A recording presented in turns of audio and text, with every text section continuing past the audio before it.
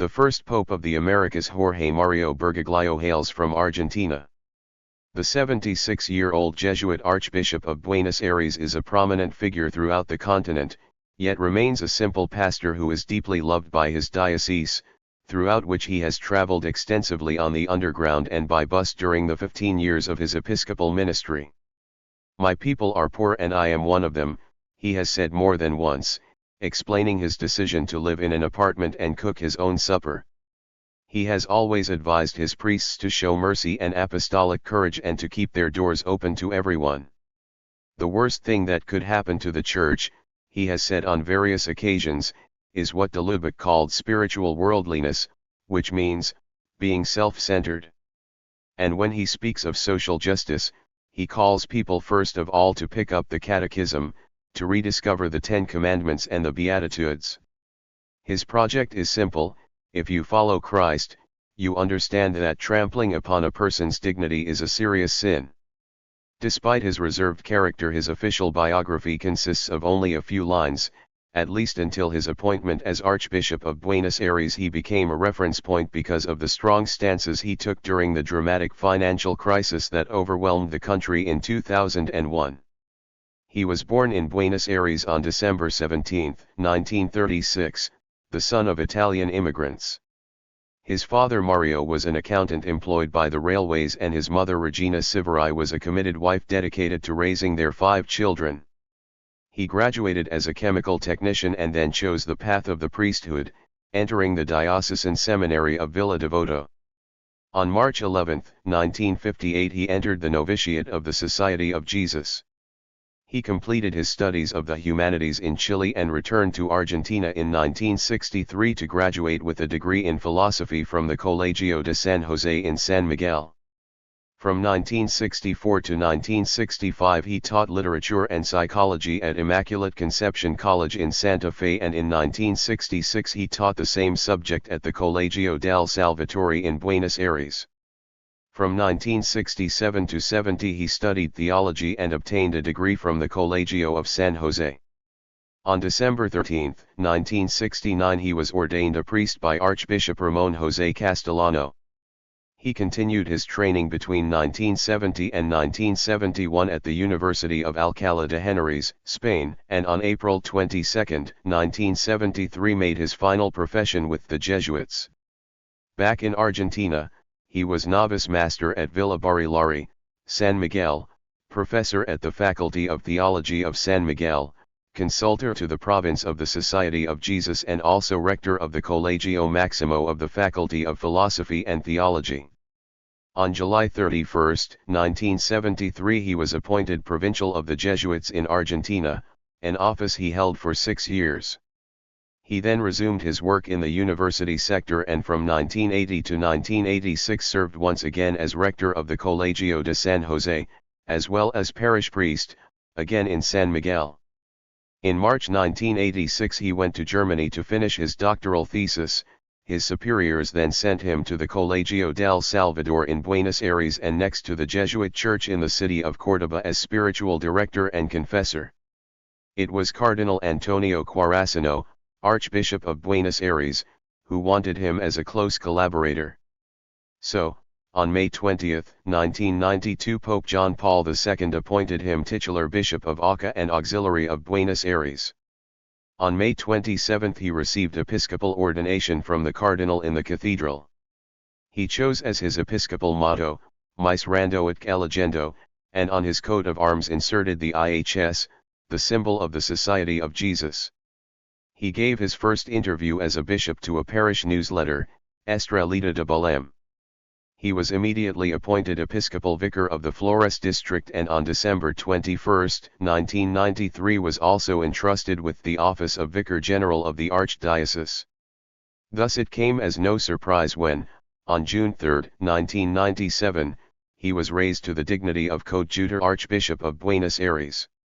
Not even 9 months had passed when, upon the death of Cardinal Quarasano, he succeeded him on February 28, 1998, as Archbishop, Primate of Argentina and Ordinary for Eastern Rite faithful in Argentina who have no ordinary of their own right.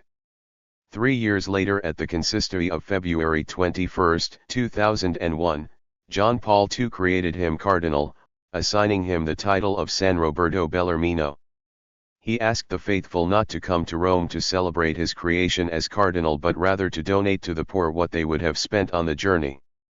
As Grand Chancellor of the Catholic University of Argentina, he is the author of the books, Meditaciones para Religiosos, 1982, Reflexiones sobre la vida apostolica, 1992, and Reflexiones de Esperanza, 1992. In October 2001 he was appointed General Relator to the 10th Ordinary General Assembly of the Synod of Bishops on the Episcopal Ministry. This task was entrusted to him at the last minute to replace Cardinal Edward Michael Egan, Archbishop of New York, who was obliged to stay in his homeland because of the terrorist attacks on September 11. At the Synod he placed particular emphasis on the prophetic mission of the bishop, his being a prophet of justice, his duty to preach ceaselessly the social doctrine of the Church and also to express an authentic judgment in matters of faith and morals. All the while Cardinal Bergoglio was becoming ever more popular in Latin America. Despite this, he never relaxed his sober approach or his strict lifestyle, which some have defined as almost ascetic. In this spirit of poverty, he declined to be appointed as president of the Argentine Bishops' Conference in 2002, but 3 years later he was elected and then, in 2008, reconfirmed for a further 3-year mandate. Meanwhile in April 2005 he took part in the conclave in which Pope Benedict XVI was elected. As Archbishop of Buenos Aires, a diocese with more than 3 million inhabitants, he conceived of a missionary project based on communion and evangelization. He had 4 main goals: open and brotherly communities, an informed laity playing a lead role, evangelization efforts addressed to every inhabitant of the city, and assistance to the poor and the sick.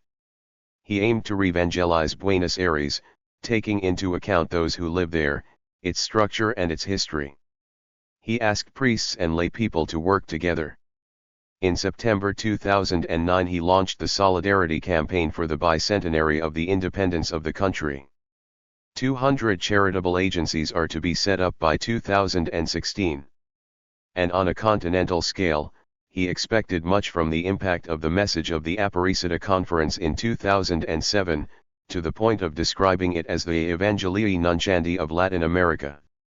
Until the beginning of the recent sed vacante, he was a member of the Congregation for Divine Worship and the Discipline of the Sacraments, the Congregation for the Clergy, the Congregation for Institutes of Consecrated Life and Societies of Apostolic Life, the Pontifical Council for the Family and the Pontifical Commission for Latin America.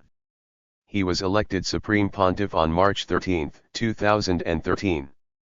Pope Francis, born Jorge Mario Bergoglio, December 17, 1936 to April 21, 2025, was the head of the Catholic Church and sovereign of the Vatican City-State from March 13, 2013 until his death. He was the first pope from the Society of Jesus, the Jesuit order, the first from the Americas and the Southern Hemisphere, and the first born or raised outside Europe since the 8th century Syrian Pope Gregory III. Born in Buenos Aires, Argentina, Bergoglio was inspired to join the Jesuits in 1958 after recovering from severe illness. He was ordained a Catholic priest in 1969, from 1973 to 1979, he was the Jesuit provincial superior in Argentina. He became the Archbishop of Buenos Aires in 1998 and was created a cardinal in 2001 by Pope John Paul II. Following the resignation of Pope Benedict XVI on February 28, 2013, a papal conclave elected Bergoglio as his successor on March 13. He chose Francis as his papal name in honor of Saint Francis of Assisi. Throughout his public life, Francis was noted for his humility, emphasis on God's mercy, international visibility as pope, concern for the poor, and commitment to interreligious dialogue. He was known for having a less formal approach to the papacy than his predecessors by, for instance, choosing to reside in the Domus Sancti Marthae, House of Saint Martha, guest house rather than in the papal apartments of the Apostolic Palace used by previous popes. Francis made women full members of dicasteries in the Roman Curia. He maintained that the Catholic Church should be more sympathetic toward members of the LGBTQ community, and stated that although blessings of same-sex unions are not permitted, the individuals can be blessed as long as blessings are not given in a liturgical context. Francis was a critic of unbridled capitalism, consumerism, and overdevelopment. He made action on climate change a leading focus of his papacy. He was widely interpreted as denouncing the death penalty as intrinsically evil, stating that the Catholic Church is committed to its abolition. In international diplomacy, Francis criticized the rise of right-wing populism, called for the decriminalization of homosexuality, helped to restore full diplomatic relations between the United States and Cuba, negotiated a deal with the People's Republic of China to define how much influence the Communist Party had in appointing Chinese bishops, and supported the cause of refugees. He called protection of migrants a duty of civilization and criticized anti-immigration politics, including those of U.S. President Donald Trump. In 2022, he apologized for the Church's role in the cultural genocide of the Canadian Indigenous peoples. Francis convened the Synod on Synodality, which was described as the culmination of his papacy and the most important event in the Catholic Church since the Second Vatican Council. Francis died at the age of 88 in the early morning of April 21, 2025, on Easter Monday. In the weeks before his death, he had been making fewer public appearances to be treated for chronic lung disease, including a respiratory crisis and pneumonia. He made his last public appearance the day before, on Easter Sunday. Pope Francis was born as Jorge Mario Bergoglio on December 17, 1936 in Flores, a neighborhood of Buenos Aires. He was the eldest of 5 children from Mario José Bergoglio and Regina Maria Siveri. Mario Bergoglio was an Italian immigrant accountant. Regina Siveri was a housewife born in Buenos Aires to a family of northern Italian origin. Mario Bergoglio's family left Italy in 1929 to escape the fascist rule of Benito Mussolini. According to Maria Elena Bergoglio, the Pope's only living sibling, the family did not emigrate for economic reasons. His other siblings were Oscar Adrian, Marta Regina, and Alberto Horacio. His niece, Cristina Bergoglio, is a painter based in Madrid, Spain. In the 6th grade, Bergoglio attended Wilfrid Barón de los Santos Angeles, a school of the Salesians of Don Bosco in Ramos Mejia, Buenos Aires province. He then attended the technical secondary school Escuela Técnica Industrial and degree 27 Hipólito Yrigoyen and graduated with a chemical technician's diploma. In that capacity, he spent several years working in the food section of Hicketeer Buchmann Laboratory, where he worked under Esther Balestrino. Earlier, he had been a bouncer and a janitor. When he was 21 years old, after life-threatening pneumonia and 3 cysts, Bergoglio had part of a lung excised. While on his way to celebrate the spring day, Bergoglio passed by a church to go to confession and was inspired by a priest. He then studied at the Archdiocesan Seminary, Inmaculada Concepcion Seminary, in Villa Devoto, Buenos Aires, and, after 3 years, entered the Society of Jesus as a novice on March 11, 1958. Bergoglio had said that, as a young seminarian, he had a crush on a girl and briefly doubted his religious career. As a Jesuit novice, he studied the humanities in Santiago, Chile. After his novitiate, Bergoglio officially became a Jesuit on March 12, 1960, when he made the religious profession of the initial, perpetual vows of poverty, chastity, and obedience of a member of the order. In 1960, Bergoglio obtained a licentiate in philosophy from the Colegio Máximo de San Jose. He then taught literature and psychology at the Colegio de la Inmaculada Concepcion, a high school in Santa Fe, from 1964 to 1965. In 1966, he taught the same courses at the Colegio del Salvador in Buenos Aires. In 1967, Bergoglio began his theological studies at Facultades de Filosofía y Teología de San Miguel. On December 13, 1969, he was ordained by Archbishop Ramón José Castellano. He served as the master of novices for the province there and became a professor of theology. Bergoglio completed his final stage of spiritual training as a Jesuit, tertianship, at Alcalá de Henares, Spain, and took final vows as a Jesuit, including the fourth vow of obedience to missioning by the Pope, on April 22, 1973. He was named Provincial Superior of the Society of Jesus in Argentina that July for a 6-year term which ended in 1979. In 1973, he made a pilgrimage to Jerusalem, but his stay was shortened by the outbreak of the Yom Kippur War. After the completion of his term of office, he was named, in 1980, the rector of the Philosophical and Theological Faculty of San Miguel where he had studied. Before taking up this new appointment, he spent the first 3 months of 1980 in Ireland to learn English, staying at the Jesuit Centre at the Milltown Institute of Theology and Philosophy, Dublin. He then served at San Miguel for 6 years until 1986 when, at the discretion of Jesuit Superior General Peter Hans Kalvenbach, he was replaced by someone more in tune with the worldwide trend in the Society of Jesus toward emphasizing social justice rather than his emphasis on popular religiosity and direct pastoral work. Bergoglio then spent several months at the St. Georgian Graduate School of Philosophy and Theology in Frankfurt, Germany, and considered possible dissertation topics.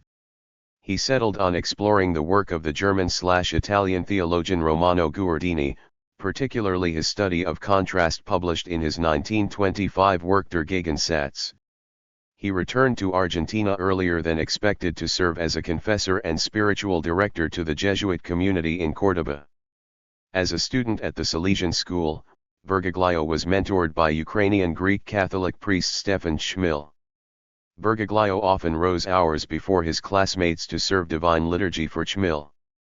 In 1992, Jesuit authorities asked Bergoglio not to live in Jesuit residences due to ongoing tensions with leaders and scholars, concerns about his dissent, views on Catholic orthodoxy, and opposition to liberation theology, and his role as auxiliary bishop of Buenos Aires.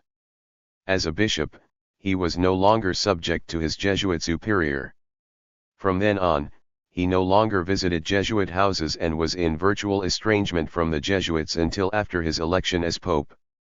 Bergoglio was named Auxiliary Bishop of Buenos Aires in 1992 and was consecrated on June 27, 1992 as titular Bishop of Auca, with Cardinal Antonio Quarasino, Archbishop of Buenos Aires, serving as principal consecrator. He chose his episcopal motto to be Miserando et elegendo, drawn from St. Bede's homily on Matthew 9:9-13, because he saw him through the eyes of mercy and chose him. On June 3, 1997, Bergoglio was appointed coadjutor Archbishop of Buenos Aires, after which he became Metropolitan Archbishop after Quarasino's death on February 28, 1998. As Archbishop, he established new parishes, restructured the archdiocese, led pro-life efforts, and formed a commission on divorces. One of Bergoglio's major initiatives as Archbishop was to increase the Church's presence in the shanty town, Villa Miseria, or just Villa, slums of Buenos Aires. Under his leadership, the number of priests assigned to work in the shanty towns doubled, and he visited them himself. This work led to him being referred to as the Villero Bishop, sometimes translated as the Slum Bishop. Early in his tenure as Archbishop, Bergoglio sold the archdiocese's bank shares and moved its accounts to regular international banks. This ended the Church's high-spending habits, which had nearly led to bankruptcy, and enforced stricter fiscal discipline. On November 6, 1998, while remaining Archbishop of Buenos Aires, Bergoglio was named ordinary for Eastern Catholics in Argentina, who lacked a prelate of their own church. On Bergoglio's election to the papacy, Major Archbishop Sviatoslav Shevchuk said that Bergoglio understood the liturgy, rites, and spirituality of Shevchuk's Ukrainian Greek Catholic Church and always took care of our church in Argentina as ordinary. In 2000, Bergoglio was the only church official to reconcile with Geronimo Podesta, a former bishop who had been suspended as a priest after opposing the Argentine Revolution military dictatorship in 1972. He also defended Podesta's wife from Vatican attacks on their marriage. That same year, Bergoglio said the Argentine Catholic Church needed to put on garments of public penance for the sins committed during the years of the dictatorship in the 1970s, during the Dirty War. Bergoglio regularly celebrated the Holy Thursday foot-washing ritual in jails, hospitals, retirement homes, and slums. Bergoglio continued to be the Archbishop of Buenos Aires after his elevation to the cardinalate in 2001. In 2007, shortly after Benedict XVI introduced new rules for pre-Vatican II liturgical forms, Bergoglio established a weekly Mass in this extraordinary form of the Roman Rite.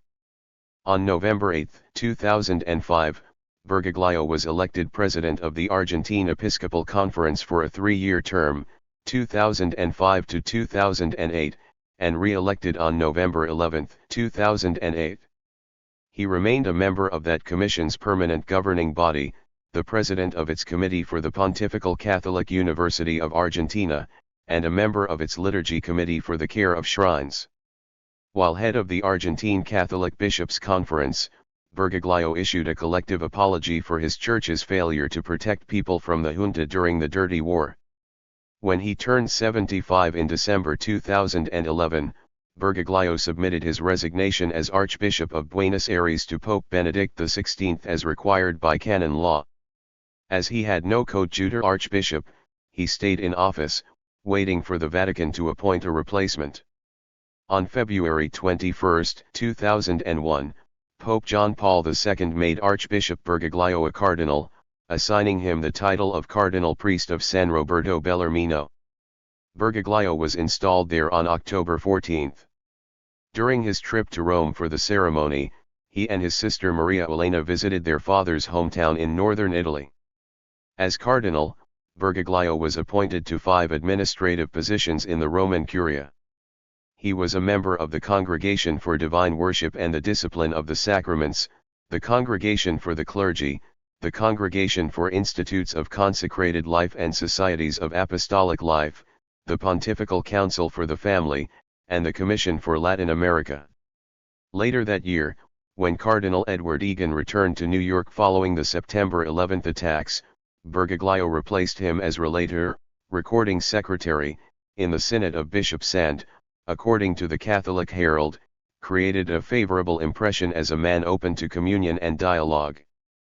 Cardinal Bergoglio was known for his personal humility, doctrinal conservatism, and commitment to social justice. His simple lifestyle, including living in a small apartment rather than the elegant bishop's residence, using public transportation, and cooking his own meals, enhanced his reputation for humility. He limited his time in Rome to lightning visits.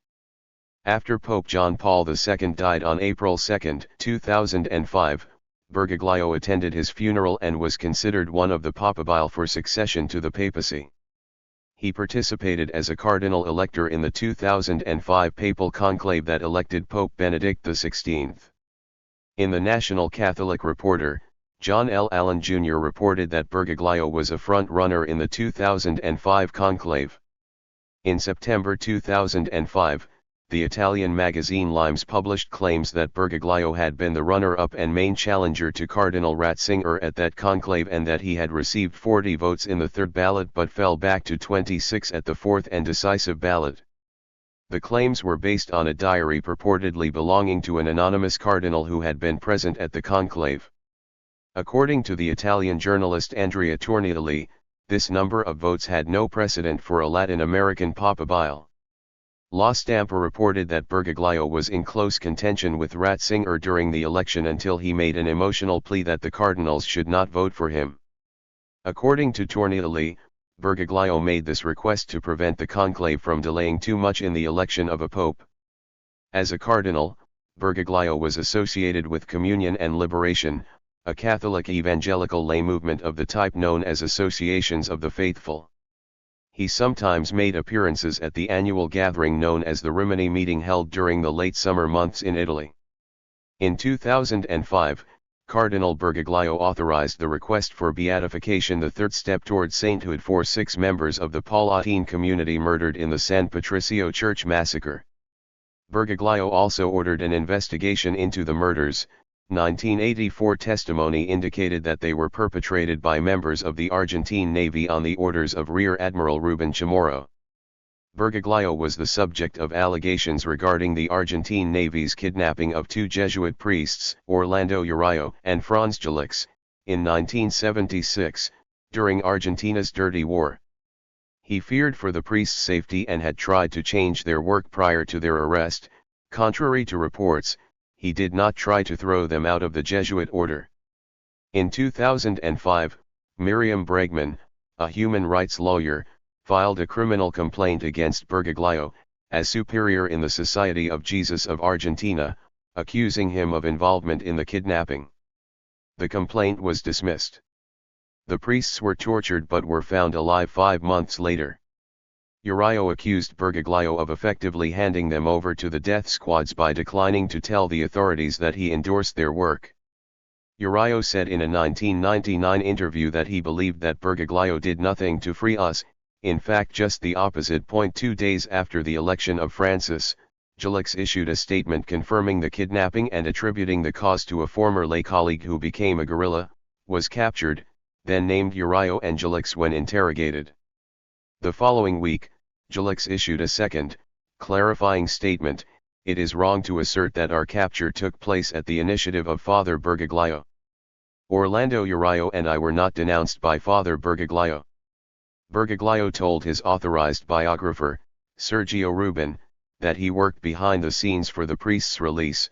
Bergoglio's intercession with dictator Jorge Rafael Videla on their behalf may have saved their lives. Bergoglio also told Rubin that he had often sheltered people from the dictatorship on church property, and once gave his own identity papers to a man who looked like him so that he could flee Argentina. The interview with Rubin, reflected in the biography El Jesuita, was the only time Bergoglio had spoken to the press about those events. 100 Alicia Oliveira, a former Argentine judge, also reported that Bergoglio helped people flee Argentina during the rule of the junta. Since Francis became Pope, Gonzalo Mosca and José Caravallas have related accounts to journalists of how Bergoglio helped them flee the dictatorship. Oliveira described Bergoglio as anguished and very critical of the dictatorship during the Dirty War. Oliveira met with him at the time and urged Bergoglio to speak out. He told her that he couldn't. That it wasn't an easy thing to do. Artist and human rights activist Adolfo Pérez Esquivel, the 1980 Nobel Peace Prize laureate, said, "Perhaps he didn't have the courage of other priests, but he never collaborated with the dictatorship." Bergoglio was no accomplice of the dictatorship. Graciela Fernandez Magide, member of the Permanent Assembly for Human Rights, also said that there was no proof linking Bergoglio with the dictatorship. She told the Clarín newspaper, "There is no information and justice couldn't prove it. I was in the APDH during all the dictatorship years and I received hundreds of testimonies. Bergoglio was never mentioned. It was the same in the CNADEP. Nobody mentioned him as instigator or as anything." Ricardo Lorenzetti, the president of the Argentine Supreme Court, said that Bergoglio was completely innocent of the accusations. Historian Yuki Goni pointed that, during early 1976, the military junta still had a good image among society, and that the scale of the political repression was not known until much later. Bergoglio would have had little reason to suspect that the detention of Urillo and Jolix could end in their deaths. Fernando de la Rúa replaced Carlos Menem as president of Argentina in 1999. As an archbishop, Bergoglio celebrated the annual Mass at the Buenos Aires Metropolitan Cathedral on the first national government holiday, May 25. During Argentina's economic depression, the Catholic Church criticized the government's austerity measures, which worsened poverty. De la Rúa asked the Church to facilitate dialogue between economic and political leaders to address the crisis. Although he claimed to have spoken with Bergoglio, Bergoglio reportedly said the meeting was cancelled due to a misunderstanding. Bishop Jorge Casareto had doubted this, noting that de la Rúa made the request only in newspaper interviews, not formally to the Church. In the 2001 elections, the Justicialist Party won a majority in Congress and appointed Ramon Puerta as Senate President. Bergoglio met with Puerta and was positively impressed. Puerta assured him that the Justicialist party was not planning to oust de la Rua and promised to support the president in advancing necessary legislation. During police repression of the riots of December 2001, Bergoglio contacted the Ministry of the Interior and asked that the police distinguish rioters and vandals from peaceful protesters. When Bergoglio celebrated Mass at the cathedral for the 2004 first national government holiday, President Nestor Kirchner attended and heard Bergoglio request more political dialogue, the rejection of intolerance, and the criticism of exhibitionism and strident announcements. Kirchner celebrated the National Day elsewhere the following year and the Mass in the cathedral was suspended. In 2006, Bergoglio helped the fellow Jesuit Joaquim Pina win the elections in the Misiones province and prevent an amendment of the local constitution that would allow indefinite re-elections. Kirchner intended to use that project to start similar amendments at other provinces and eventually implement it in the national constitution. Kirchner considered Bergoglio as a political rival until he died in 2010. Bergoglio's relations with Kirchner's widow and successor, Cristina Fernandez de Kirchner, have been similarly tense. In 2008, Bergoglio called for national reconciliation during disturbances in the country's agricultural regions, which the government interpreted as a support for anti-government demonstrators. The campaign to enact same-sex marriage legislation was a particularly tense period in their relations. When Bergoglio was elected pope, initial reactions were mixed. Most of the Argentine society cheered it, but the pro-government newspaper Páginas/12 published renewed allegations about the dirty war, and the president of the National Library described a global conspiracy theory. The president took more than an hour before congratulating the new pope and did so only in a passing reference within a routine speech. Due to the pope's popularity in Argentina, Cristina Kirchner made what the political analyst Claudio Fantini called a Copernican shift in her relations with him and fully embraced the Francis phenomenon. On the day before his inauguration as pope, Bergoglio, now Francis, had a private meeting with Kirchner where they exchanged gifts and lunched together.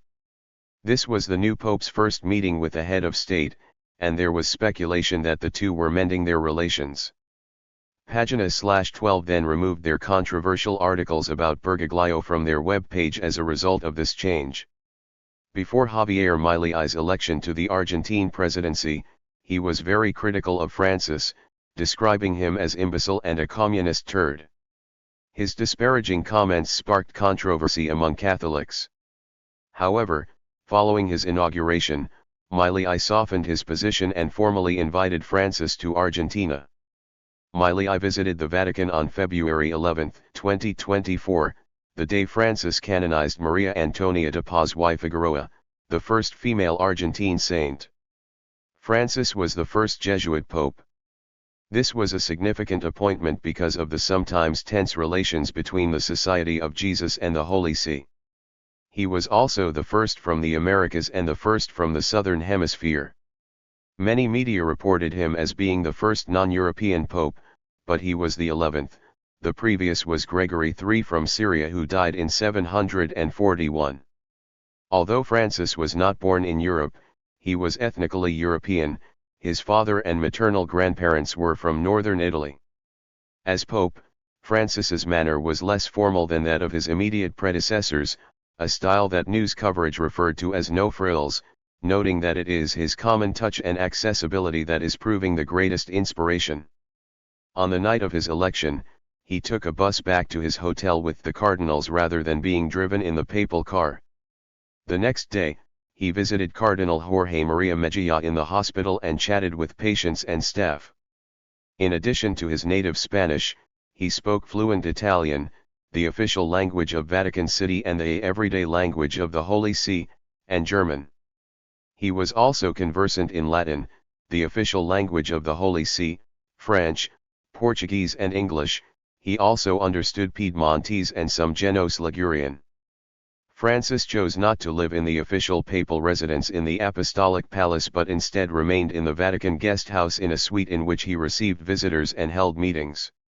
He was the first pope since Pope Pius X to live outside the papal apartments. Francis would appear at the window of the Apostolic Palace for the Sunday Angelus.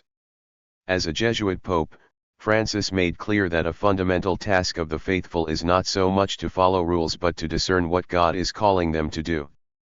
He altered the culture of the clergy, steering away from what he named clericalism, which dwells on priestly status and authority, and toward an ethic of service. Francis says the Church's shepherds must have the smell of the sheep, always staying close to the people of God.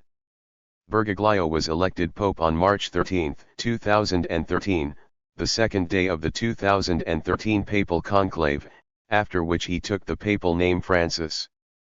Francis was elected on the fifth ballot. The Habemus Papam announcement was delivered by the Cardinal Protodeacon, Jean-Louis Touron. Cardinal Christophe Schonborn later said that Bergoglio was elected following two supernatural signs, one in the conclave and hence confidential and one from a Latin American couple, friends of Schonborn at Vatican City, who whispered Bergoglio's name in the elector's ear. Schonborn commented, "If these people say Bergoglio, that's an indication of the Holy Spirit." Instead of accepting his cardinal's congratulations while seated on the papal throne, Francis received them standing, reportedly an immediate sign of a changing approach to formalities at the Vatican. During his first appearance as pontiff on the balcony of St. Peter's Basilica, he wore a white cassock, not the red, ermine-trimmed mozzetta used by previous popes. He also wore the same iron pectoral cross that he had worn as Archbishop of Buenos Aires, rather than the gold one worn by his predecessors. After being elected and choosing his name, his first act was bestowing the Urbi et Orbi blessing on thousands of pilgrims gathered in St. Peter's Square. Before blessing the crowd, he asked those in St. Peter's Square to pray for his predecessor, the Bishop Emeritus of Rome Pope Benedict XVI, and for himself as the new Bishop of Rome. Francis held his papal inauguration on March 19, 2013 in St. Peter's Square. He celebrated Mass in the presence of political and religious leaders from around the world. In his homily, Francis focused on the solemnity of Saint Joseph, the liturgical day on which the Mass was celebrated. At his first audience on March 16, 2013, Francis told journalists that he had chosen the name in honor of Saint Francis of Assisi and had done so because he was especially concerned for the well-being of the poor. He explained that, as it was becoming clear during the conclave voting that he would be elected, the Brazilian Cardinal Claudio Hummes had embraced him and whispered, "Don't forget the poor," which made Bergoglio think of the saint. Bergoglio had previously expressed his admiration for Saint Francis, explaining that, he brought to Christianity an idea of poverty against the luxury, pride, vanity of the civil and ecclesiastical powers of the time. He changed history. It was the first time that a pope had been named Francis. On the day of his election, the Vatican clarified that his official papal name was Francis and not Francis I, i.e. no regnal number is used for him. His name would become Francis I if and when there is a Francis II. 156-161 therewith, it remains the first time since Lando's 913-914 pontificate that a canonical pope holds a name not used by a predecessor. Francis also said that some cardinal electors had jokingly suggested to him that he should choose either Adrian, since Adrian VI had been a reformer of the Church, or Clement, to settle the score with Clement XIV who had suppressed the Jesuit order. Bergoglio, had he been elected in 2005, would have chosen the pontifical name of John XXIV in honor of John XXIII. He told Cardinal Francesco Marchesano, "John, I would have called myself John, like the good Pope, I would have been completely inspired by him." Francis abolished the bonuses paid to Vatican employees upon the election of a new pope, amounting to several million euros, opting instead to donate the money to charity. He also abolished the €25,000 annual bonus paid to the cardinals serving on the Board of Supervisors for the Vatican Bank. On April 13, 2013, Francis named 8 cardinals to a new council of cardinal advisors to advise him on revising the organizational structure of the Roman Curia. The group included several known critics of Vatican operations and only one member of the Curia. On the first Holy Thursday following his election, Francis washed and kissed the feet of 10 male and 2 female juvenile offenders imprisoned at Rome's Casale del Marmo detention facility, telling them the ritual of foot washing is a sign that he is at their service. This was the first time that a pope had included women in this ritual, although he had already done so when he was archbishop. One of the male and one of the female prisoners were Muslim. On March 31, 2013, Francis used his first Easter homily to make a plea for world peace, specifically mentioning the Middle East, Africa, and North and South Korea. He also spoke out against those who give in to easy gain in a world filled with greed and made a plea for humanity to become a better guardian of creation by protecting the environment. Although the Vatican had prepared greetings in 65 languages, Francis chose not to read them. According to the Vatican, the Pope, at least for now, feels at ease using Italian. In 2013, Francis initially reaffirmed the Congregation for the Doctrine of the Faith's program to reform the U.S. Leadership Conference of Women Religious, which had been initiated under his predecessor, Pope Benedict XVI.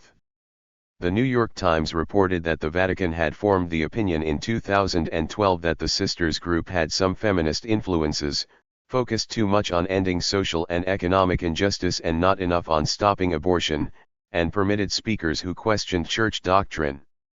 In April 2015 the investigation was brought to a close. While the timing of the closure may have anticipated a visit by Francis to the U.S. in September 2015, it was noted that the sisters' emphasis is close to that of Francis. Francis had frequently been depicted as a progressive or liberal moderate.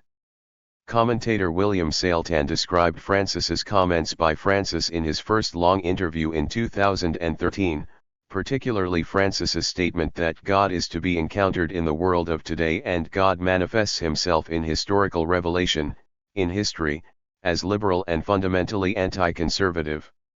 Others have contested descriptions of Francis as liberal. In 2014, the Vatican criticized some Italian news agencies, as well as the Agence France-Presse, for reporting on certain remarks Francis had made as suggestive of an opening toward acceptance of same-sex marriage or civil unions. A Vatican spokesperson said the Pope's remark had been taken out of context. Important aspects of Francis's public image include his recognizable humanity and gestures of humility, as well as his efforts to preserve his autonomy amid Roman Curia bureaucracy. He was a frequent user of landline telephones. He reportedly had never owned a computer or mobile phone. In December 2013, both Time and The Advocate magazines named Francis as their Person of the Year. Esquire magazine named him as the best-dressed man for 2013, citing his simpler vestments. Rolling Stone magazine followed in January 2014 by making him their featured front cover. Fortune magazine also ranked Francis as number 1 in their list of 50 greatest leaders. He was included in Forbes' lists of most powerful people in the world in 2014 and 2016. In March 2013, a new song was dedicated to Francis and released in Brazilian Portuguese, European Portuguese, and Italian, titled Cumpie, How You Can.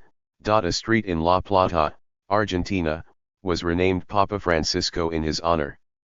The Argentine Chamber of Deputies passed legislation to mint a commemorative coin as a tribute to Francis in 2013. As of 2013, sales of papal souvenirs, a sign of popularity, were up. Francis presided over his first joint public wedding ceremony in a nuptial mass for 20 couples from the Archdiocese of Rome on September 14, 2014, a few weeks before the start of 5 to 19 October 3 Extraordinary General Assembly of the Synod of Bishops, the Synod on the Family. In 2016, Francis became the first pope to create an Instagram account. He broke records after having gained over 1 million followers in under 12 hours of the account being up. On November 26, 2020, Francis became the first pope to write an op-ed for the New York Times, addressing issues such as COVID-19 restrictions on public gatherings and the need for global solidarity. Elected at 76 years old, Francis was reported to be healthy. his doctors had said the lung tissue removed in his youth did not significantly affect his health. The only concern would be decreased respiratory reserve if he had a respiratory infection. The Pope had suffered from chronic lung damage, due in part to the lung excision he had as a young man. In the 2020s, he was prone to bouts of influenza and bronchitis in the winter. Knee problems and sciatica prompted him to frequently use a wheelchair, walker, or cane. In 2021, the Pope's health problems prompted rumors that he might resign, which Francis dismissed. In June 2022, after undergoing treatment to his knee, Francis cancelled planned trips to the Democratic Republic of the Congo and South Sudan. In an interview with Reuters that month, Francis said that he had not considered resigning but would do so if his health made it impossible for him to run the church. During his trip to the Democratic Republic of the Congo in February 2023, Francis said that resignation was not in his agenda at the moment. In March 2023, Francis was hospitalized in Rome with a respiratory infection. He returned to celebrate the Easter Vigil Mass on Holy Saturday, in April. In June, Francis underwent abdominal surgery after suffering from a hernia. Francis had publicly used a wheelchair since 2022, initially due to persistent knee pain which required an operation.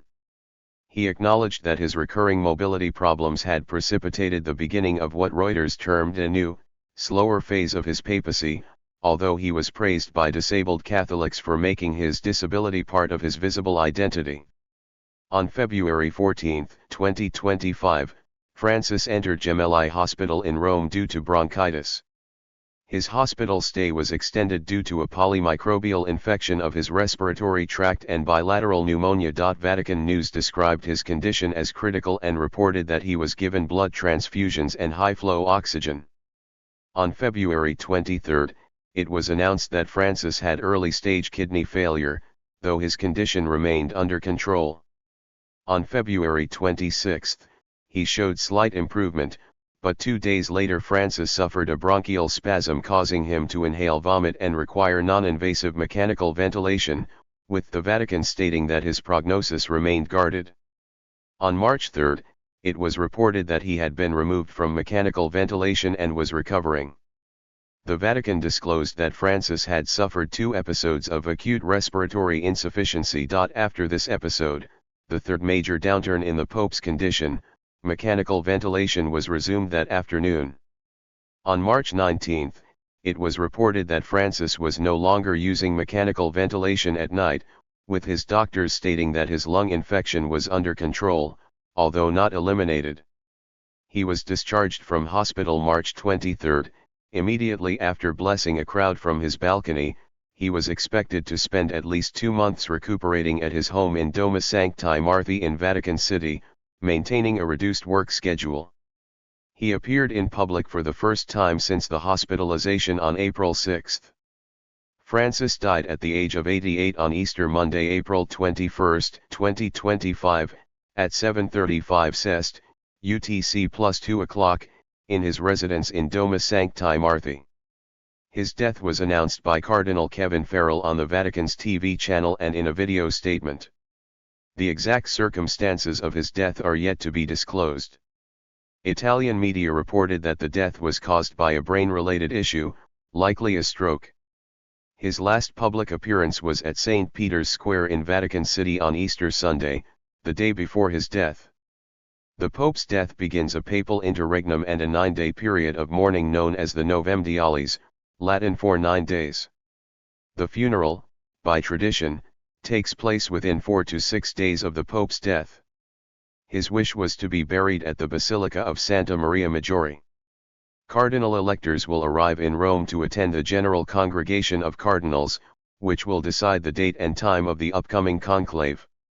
By 2015, there were 2 biographical films about Francis: Call Me Francesco, Italy, 2015, starring Rodrigo de la Serna, and Francis, Pray for Me, Argentina, 2015, starring Dario Grandinetti.